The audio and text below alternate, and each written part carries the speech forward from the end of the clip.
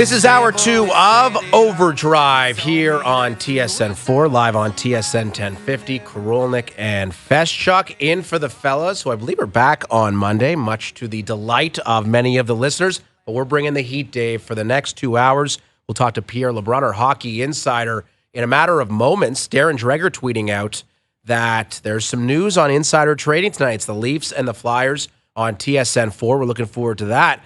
And Dreg's tweeting out just moments ago that Doug Armstrong expected to be named the general manager, the captain essentially of Canada's management staff, not only for the 2026 Olympics, but also for the Four Nations Cup, which makes a lot of sense. That was the plan in 2022 before the coronavirus pandemic, postponed the whole thing, or really just canceled the whole thing for the NHLers.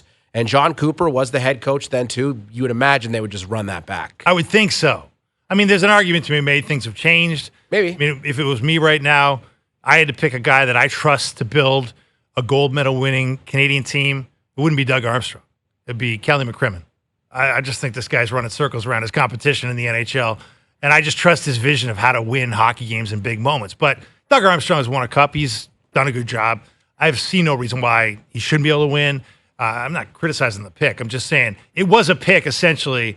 It's like a 4-year-old pick is what it is, and they're just sticking with it. Yeah, and I think Cooper, it's hard to really dispute him either as the head coach. I mean, all the success they've had in Tampa over the last decade. Cooper's been one of the longest tenured coaches in the National Hockey League. Yeah, I'd go Cooper. I think I would go Cooper, but you can make an argument from Bruce Cassidy, go all Vegas Golden Knights as well. The synergy might be and they smart, could both. McCrimmon could be part of the management staff. I would imagine if they haven't asked him yet, they probably will. I mean, I would want Kelly McCrimmon as part of any type of Team Canada, considering his track record running Vegas. And, Cassidy could be one of the assistants. So why don't we go to the Maple Toyota hotline? Joining us now is TSN Hockey Insider Pierre LeBrun. What's up, Pierre?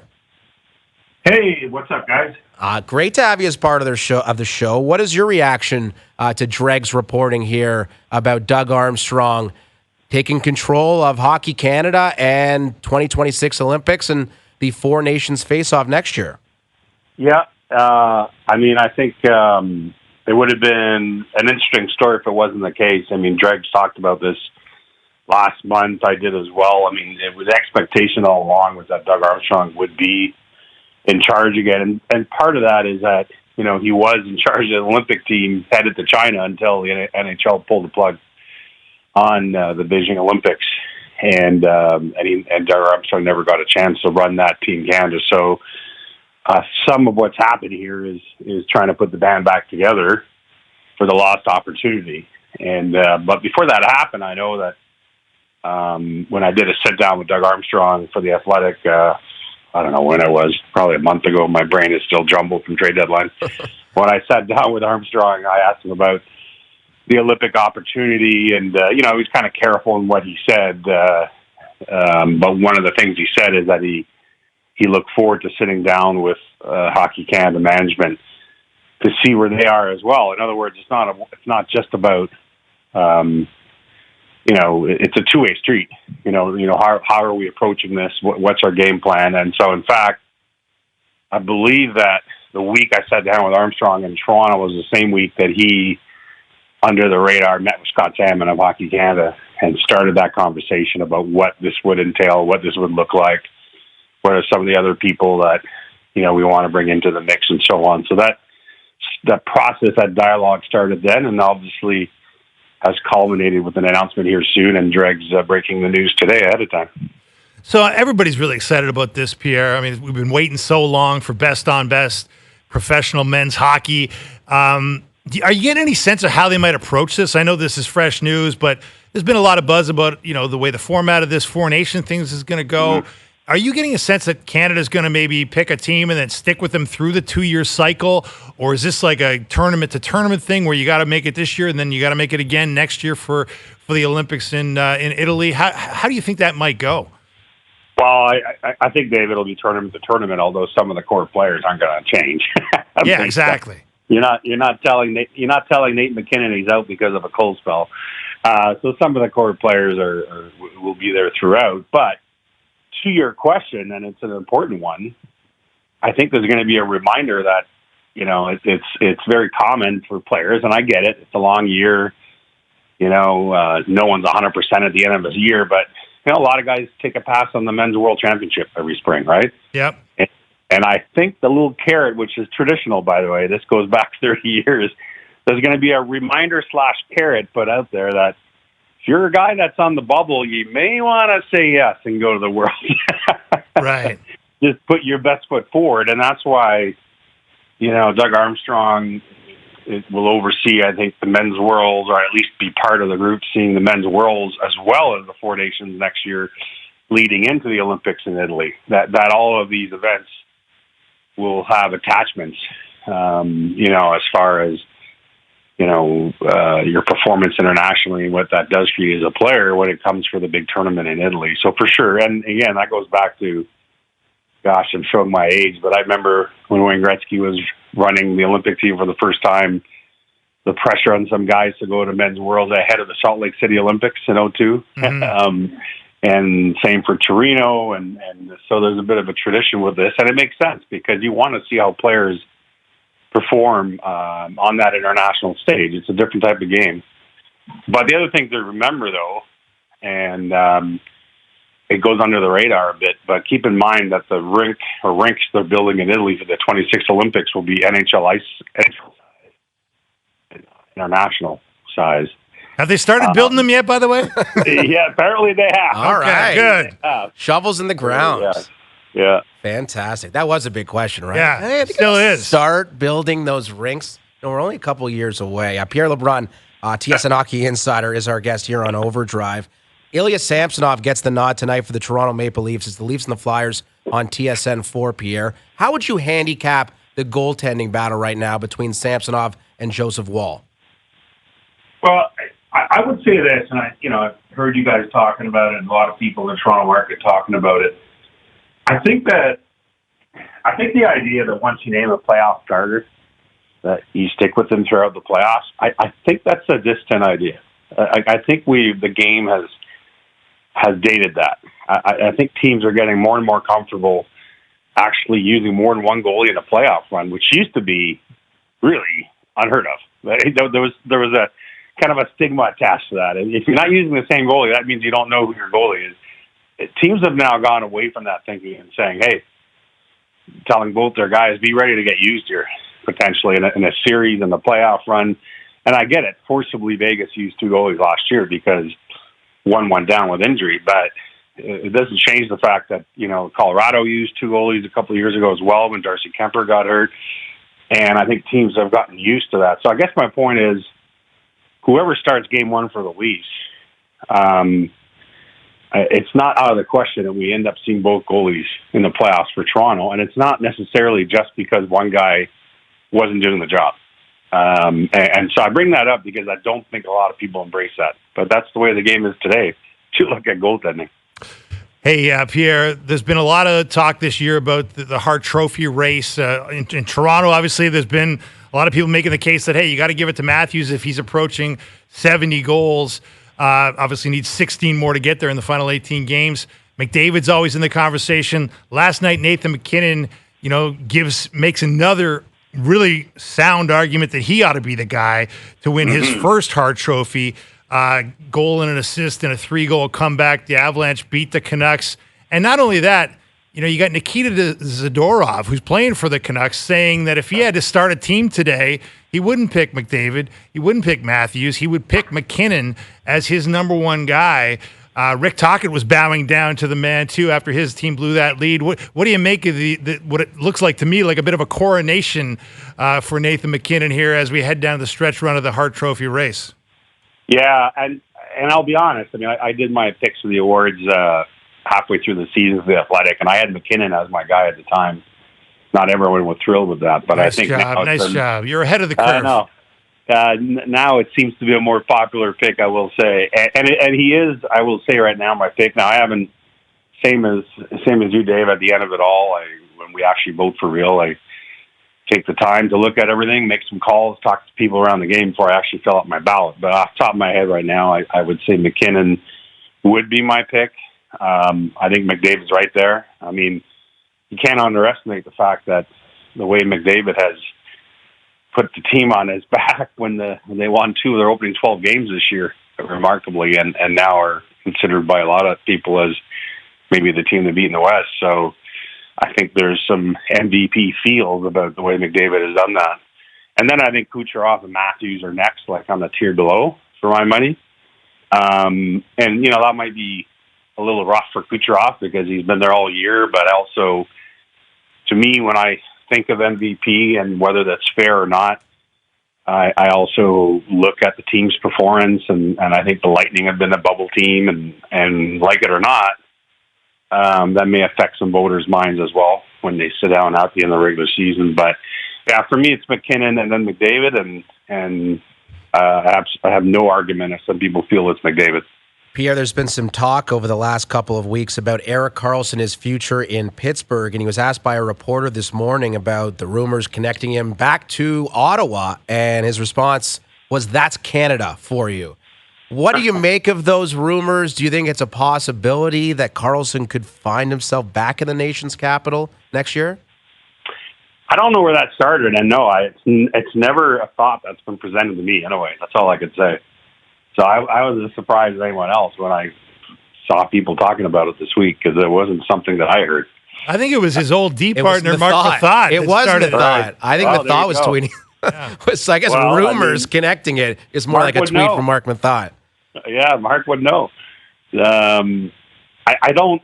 If I put myself in the position of Steve Stamkos, who does want to bring some veteran leadership to the team, I guess you can make the argument from that perspective. But I just think that's a contract that's still difficult to absorb. I mean, honestly, I was surprised that the Penguins ended up acquiring such a big chunk of that AAV last summer when they made that deal. Wasn't surprised San Jose was finally able to deal with him. I mean, those talks had been in for months, but I will tell you that the runner-up trade offer, the other team that nearly got Erik Karlsson was Carolina, and Carolina was trying to get him at a $7 or $7.5 million AAV, not where he is now. You could see why San Jose had more appeal in than making the deal with Pittsburgh. It was a lot less money retained, and from that perspective, he's still a great player. His hands are magic, but I just think at his age and the term left on that deal, I find it hard to see him easily move this summer anywhere. So, Pierre, we got to get to the bottom of what the heck's going on in Pittsburgh. Forget Erik Karlsson, forget Kyle Dubas trying to figure it out and not doing very well on that front. What is going on with this heist of the 18,000 bobbleheads, or should we say alleged heist? Because Korolnek and I are sitting here. We hear about this alleged cargo theft that has happened on what's supposed to be Jagr bobblehead night. We also see the Penguins posting a cheeky video of Jagr in a car with the bobblehead strapped in a seatbelt in the passenger seat. And are we being put on here, or is this an actual crime against the memorabilia industry? What's going on? I will admit, Dave, that as soon as I saw the first tweet about this, I rolled my eyes and moved on for the day. I did not put in a call on that. I did not use an ounce of my energy. We've got insider trading coming up here this hour, Dregs and I decided to put my time to better use for insider trading than it's a big story, Pierre. It's a big story. It's a huge story. It's like the Lufthansa heist in Goodfellas. All I can tell you is it's a story for someone else, not for me. All right. Well, maybe Brian Boyle knows. He's going to join us in the 6 o'clock hour. He might have some insight into this. Pierre LeBrun, TSN Hockey Insider, is our guest. A story you're definitely in tune with is NHL expansion. Anson Carter, the Alpharetta Sports and Entertainment Group, revealing their interest in bringing a team back to Atlanta. What can you tell us about that, and what is the timeline on NHL expansion, Pierre? Yeah, no timeline yet. The league again this week, I reached out to them after the Anson Carter news release, and the league said they're still not, they still haven't put the wheels in motion for expansion. I think there's a lot to unpack here. There's, the fact that even within Atlanta as a possibility, I was reminded this week, there are 3 competing groups in Atlanta that have reached out to the league. 3 different groups who want to bring a team to Atlanta. And where Anson Carter's group lies within that is hard to decipher. I did have someone tell me that there's another group in Atlanta that has deeper pockets right now, but obviously that can change over time.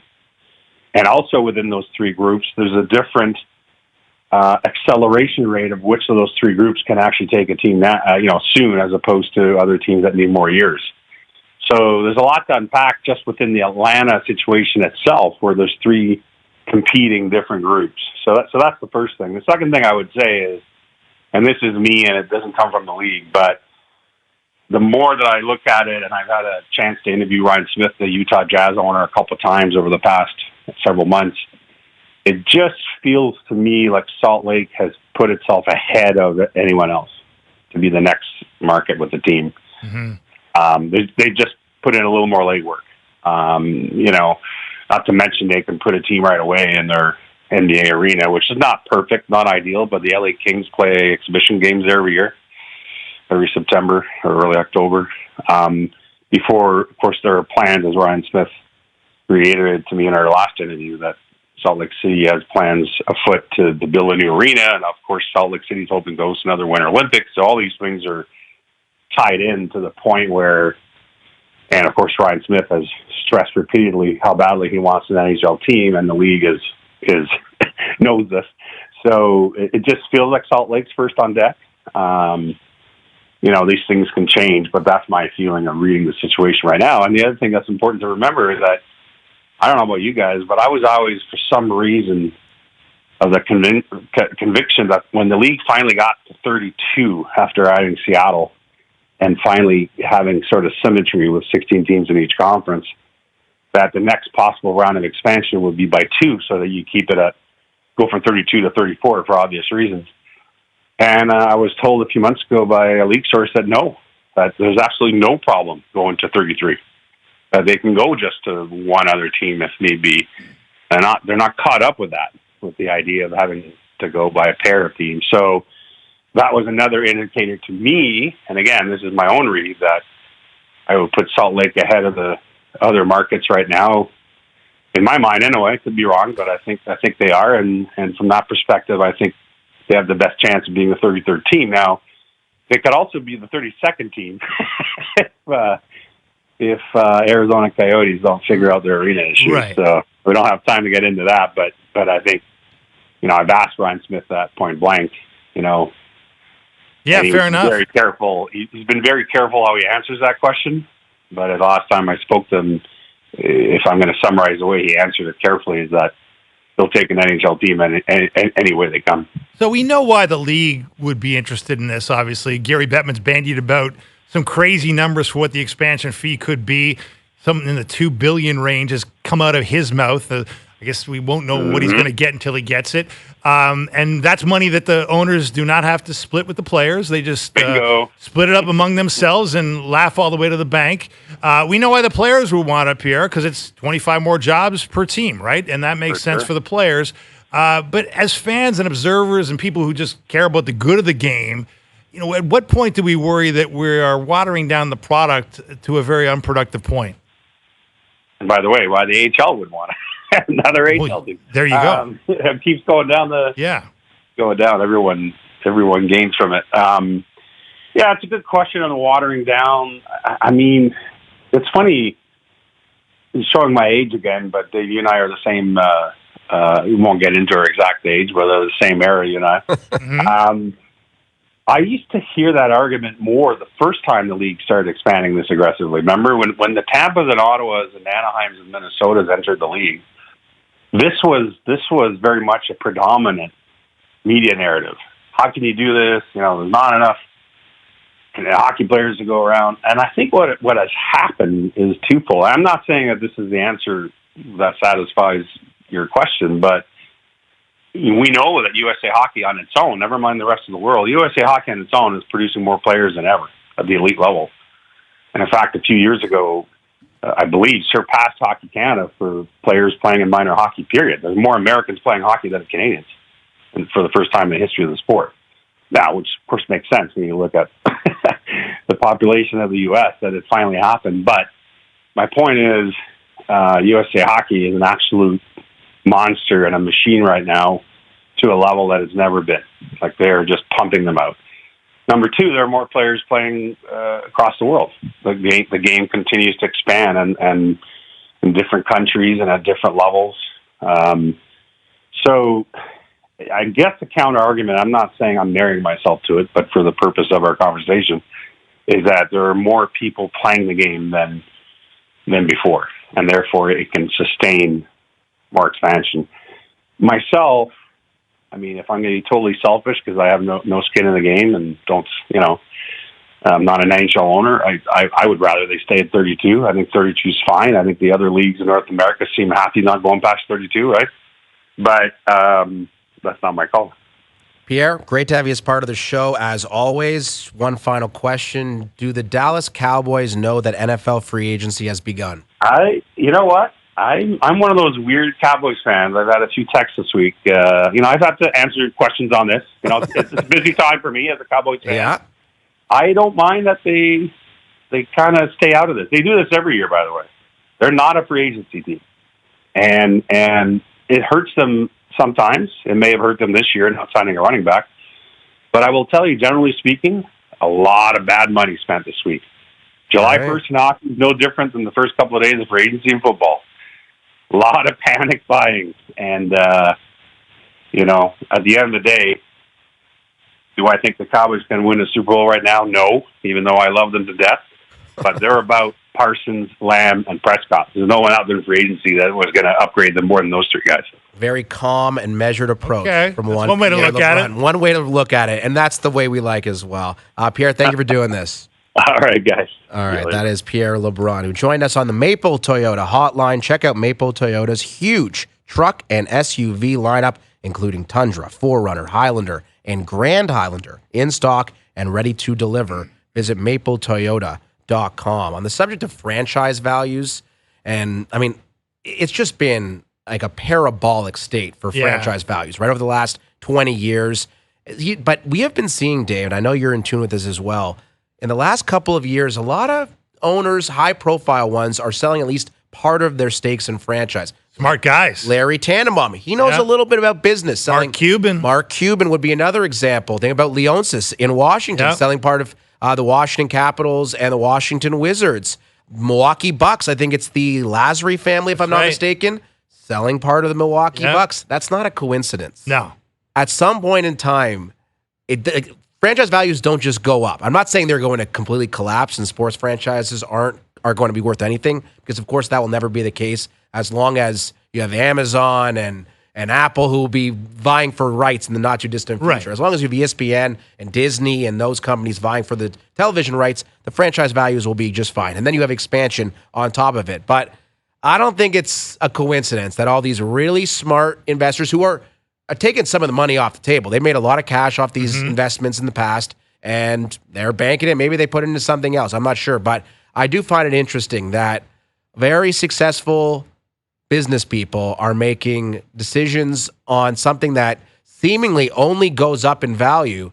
They're taking money off the table right now. Yeah, no, it's very true. And look, I mean, anybody who's been betting that the market on franchise values is going to collapse over the last couple of decades has been dead wrong. And I've heard that argument. Like, late 90s, there was that argument being made in certain sectors of the sports world. I remember some pretty influential sports business guys saying it can't go up forever.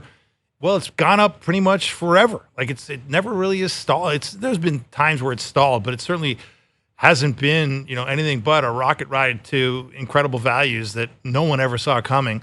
So it does tell you something, though, when some of the smartest guys in the industry start taking money off the table, right? And I'm not saying they're going to your point, they're not going to collapse. It's not like the Dallas Cowboys are going to go from $7 billion to $2 billion tomorrow, anytime soon, right? It's not going to happen.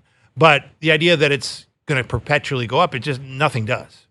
And a story that I think may be a little bit under-discussed in this city is the new CEO of Maple Leaf Sports and Entertainment, Keith Pelley, who's coming into power, next month? Yeah. Next month. Top of April. That is going to be a major storyline here. Because around these parts, think about some of the decisions that need to be made. The 10-year anniversary of Brendan Shanahan's hiring coming up, I believe, in April as well. I still remember being there for that 10 years ago as a young intern at TSN Radio. All these years later, Shanny's still in charge, and they have one playoff series win in that time. And the Toronto Raptors, I mean, they are in a very bad state. I don't think Masai Ujiri, Bobby Webster have much to worry about. Toronto FC has been actually a really nice story in the early part of the MLS season. But, I mean, considering where they were just a couple of years ago to where they are now, not ideal. But, I mean, it's, Pelly's coming in, and he's going to, anytime you have a new person at the top of any organization, there will be wholesale an overlooking on exactly what's going on, what's working, what's not, and do any changes need to be made? Do my own people need to come in and oversee this? Yeah. And I don't think Pelly will be doing anything differently. That's just natural when someone comes into a new position of power. So very curious how it all works out. And for the Toronto Maple Leafs, and I was a little bit surprised at the way they handled the trade deadlines. And I'm not saying Brendan Shanahan's concerned about his job. Maybe there's a contract extension in a drawer somewhere down there at MLSE. But new guy coming into power? Yeah. A new boss for Brendan Shanahan? Pressure to win might be a little bit more significant than the Maple Leafs might let on. Well, yeah. I mean, if a new guy comes in, doesn't know you, and looks at your resume and says, "Oh, you've been here 10 years and won one playoff series," yeah, that's a very difficult argument to make that you're doing a great job. Not ideal. Shanny, way to go. So you're right, but I wonder too, like, there'll be the local stuff, like how does he see all the guys that are working for him? But I also look at the trend in sports franchises, right, and the groups that own sports franchises, and we're looking at Pelly, who's coming from a global organization in terms of the DP World Golf Tour, running that for the last 10 years or whatever it's been. And you look at the Fenway Group, they've gone global, right? They're not just in Boston anymore. They own the Pittsburgh Penguins. They own English Premiership PGA Soccer. Tour. They own part of the PGA Tour. You wonder if MLSE, Maple Leaf Square, goes global. I'm wondering if that might be the kind of direction that Pelly would be inclined to take it, because he's been on the global sports scene, negotiating with the Saudis and talking about things that, are way more, I would say, diverse than our little world here at the corner of Bay Street and Lakeshore. Yeah, and Pelly's worked at TSN. He's worked for Rogers, worked for Bell. I mean, he knows this business, this city intimately when it comes to the sports scene. So I am very fascinated to see him take over and what could ensue in the coming months. Rich Griffin, coming up on the other side, we'll talk about the Toronto Blue Jays. Spring training continues. Doogie was very excited today that the Blue Jays won. Wow. The spring training game. He's like, guys, the Jays won. And we looked at him like, Doogie, I don't think that's particularly relevant. Did he have the money line? I mean, maybe Doogie had some Jays wagers on FanDuel. We'll have to find out. But we're looking forward to Rich Griffin joining us. The Leafs lineup contest player of the day coming up as well. Plus Brian Boyle just after 6 o'clock. Overdrive rolls on. TSN 4, TSN 1050. Overdrive is brought to you by FanDuel, bringing you everything from the opening line to the final score. Aaron Korolnek and Dave Feschuk from the Toronto Star. 2 weeks today, Dave.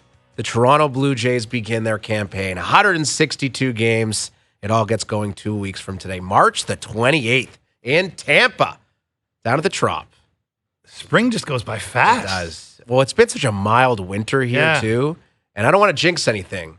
But, I mean, yesterday was like 20 degrees in Toronto. I was wearing a T-shirt to work. Now, it's supposed to cool down here for a little bit, but hopefully we don't delve into the very scary April snow. I think we're going to be good. Knock on wood here. I think it's going to be good. And for the Jays, they don't have to worry about the Toronto weather for most of the first 2 weeks of the season. That's right. Because they open up with 10 on the road. And the home opener Monday, April 8th against the Seattle Mariners, beginning a 9-game homestand. So 10 on the road, 9 at home. A man who's very much in tune with the Toronto Blue Jays. On the line now, he is Richard Griffin from GriffsThePitch.com and the Exit Philosophy podcast. What's up, Rich? How are you?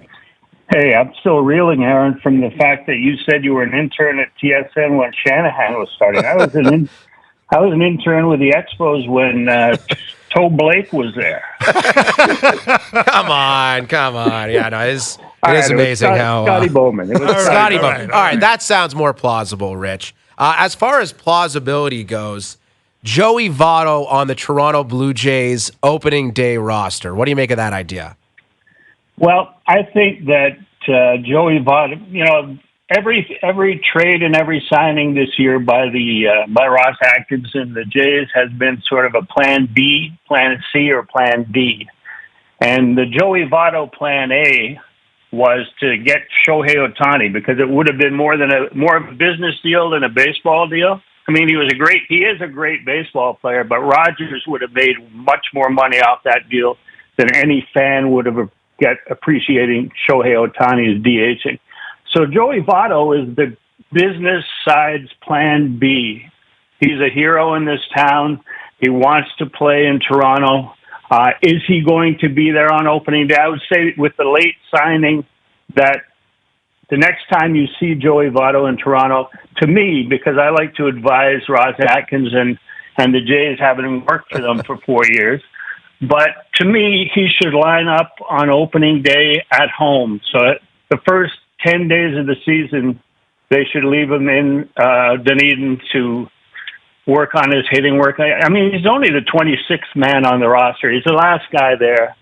And so his value on an everyday basis isn't as much as his value in trying to sell that expensive inventory that they've just created behind home plate. So I think he will be there. Joey Votto will be there.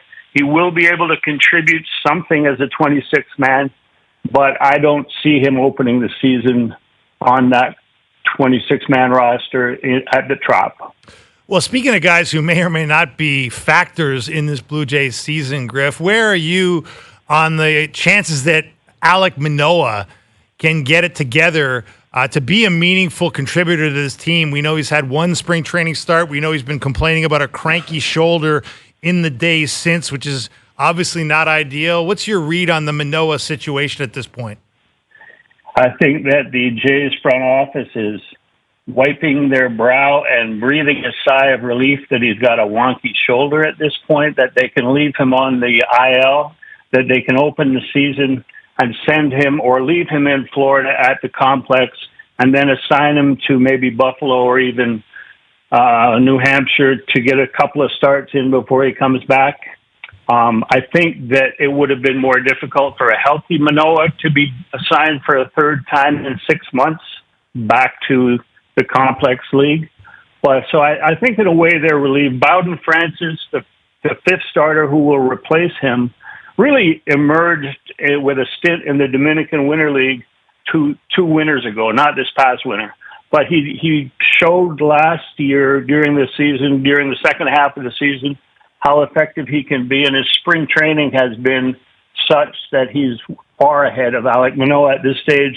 And I think that it has worked out well for both Manoah, who can now prove himself. I mean, he talked a good game, and then he went out and hit three batters in an inning and a third in his first outing. He's talked a good game. His attitude seems good. His teammates seem to be accepting him back, but he needs more time, and this is allowing him to do it. Rich Griffin is our guest here on Overdrive. Vladimir Guerrero Jr. in an interview yesterday was talking about wanting to bring the home run jacket back. Rich, you were part of the organization. You mentioned it for 4 years. Why the fascination with the home run jacket, and should the average fan at home care whether or not the Blue Jays put on a jacket after somebody hits a home run? Well, I think that the idea of the home run jacket was original. I think that it has now become marketing. I think that there are some people who believe that they can make a lot of money off the home run jacket.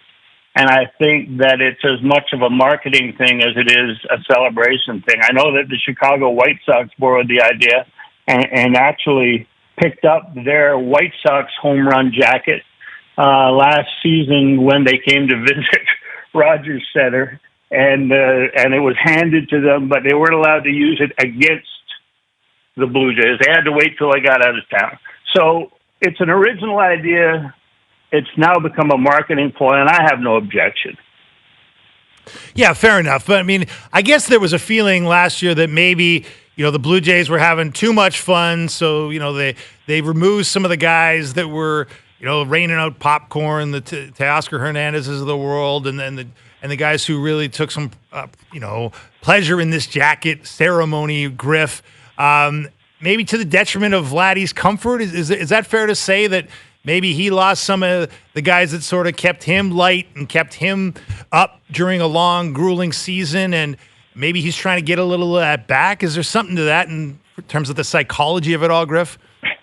I think in baseball, the expression having too much fun comes from a bunch of sour, uptight white guys. And who would those guys be?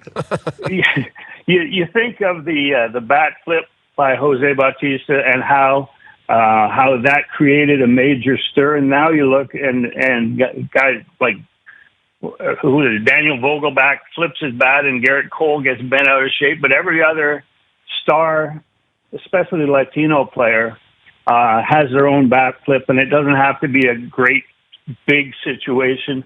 I think having too much fun is an excuse. I think if you're winning, you're having fun. If you're losing, you're not having any fun. And the Jays still have to get out of that first round of the playoffs, which they're going to need some luck to do this year. But, there's no problem with celebrations. I love them, as a matter of fact. Rich, you brought up Garrett Cole, who no one really knows what his status is. It was a couple days ago that the Yankees said he was going to miss 1 to 2 months. He was going to visit an elbow specialist. Apparently, word could come tonight. You've worked in communications in Major League Baseball. You've covered baseball for a long time. What do you think's going on behind the scenes with the Yankees and Garrett Cole?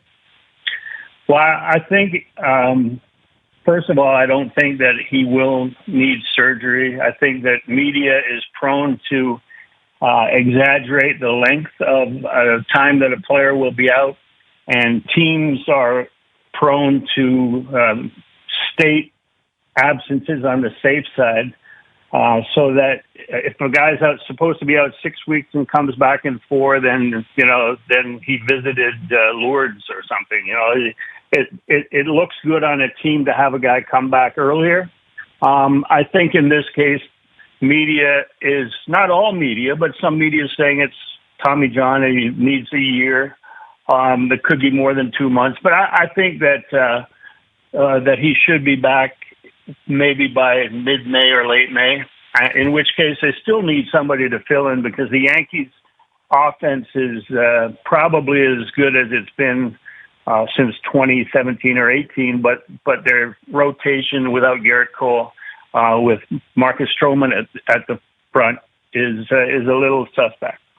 Well, that's what I was going to ask you. When you're sort of sizing up the AL East, since we're only 2 weeks away, Griff, from the Blue Jays opening up the season against the Tampa Bay Rays down in Florida.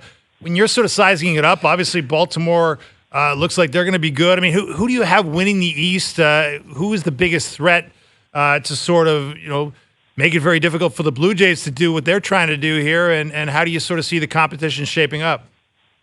Well, I think that Oakland is the key factor for the wild card, because if Oakland loses 120 games, those games have to be distributed among other teams. and teams in the AL West are going to benefit from that. So the competition for the Jays, and I don't think they'll have a chance to win the division. I think Baltimore is a few steps ahead of everybody else.